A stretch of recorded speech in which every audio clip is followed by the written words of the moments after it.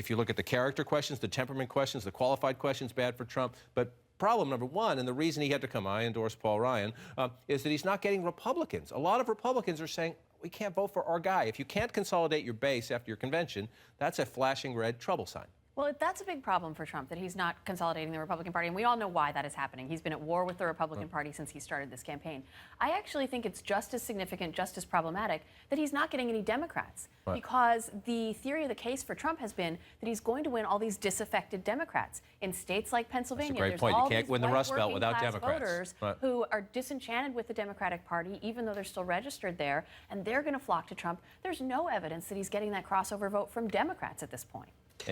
Yeah, I mean, in the down ticket impact of this is so significant if these numbers stay. Of course, they probably will tighten up, presumably, and especially after the debates. That's going to be the next opportunity to really reset the narrative here. But the down ticket impact is what's scaring so many of the Republicans. The real fear is that if he's 8, 10 points, 12 points behind Hillary in a lot of these states, those close Senate races are in deep, deep trouble. Look at Kelly Ayotte in New Hampshire, down 10 points in that most recent poll, and Donald Trump also down by double digits. Well, let's listen to Trump. This is Friday night in Green Bay, where Trump seems to be acknowledging that he has a problem, that he's not building a big coalition, and he goes back to a Republican icon to say, I want to do this too.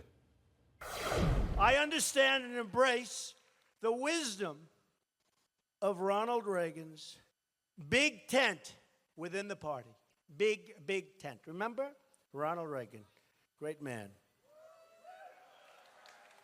Great guy.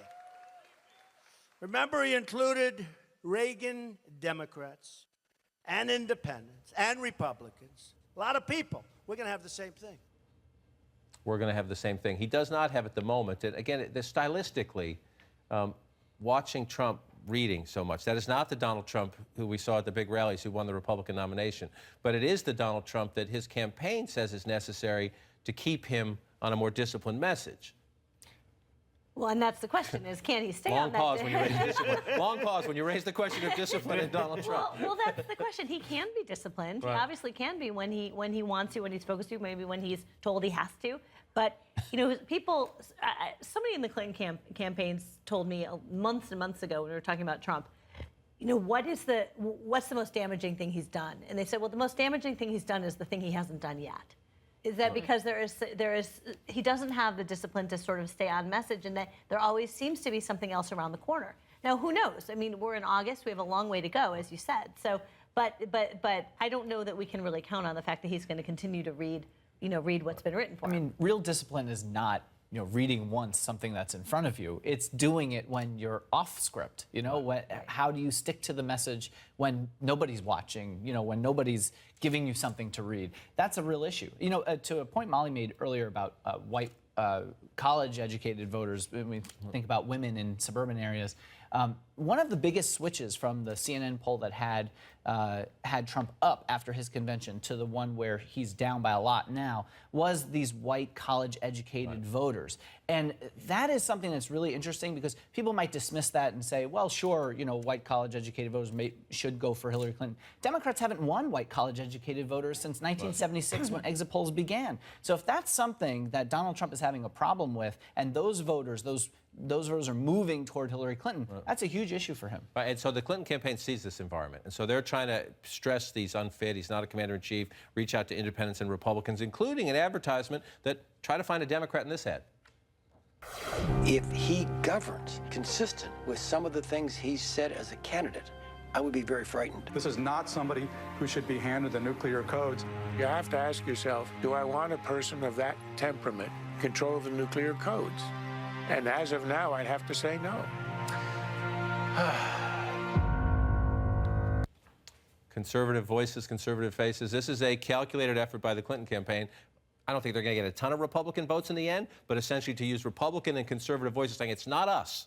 It's not us Democrats saying that Trump's unfit to be commander-in-chief. These are supposed to be his friends.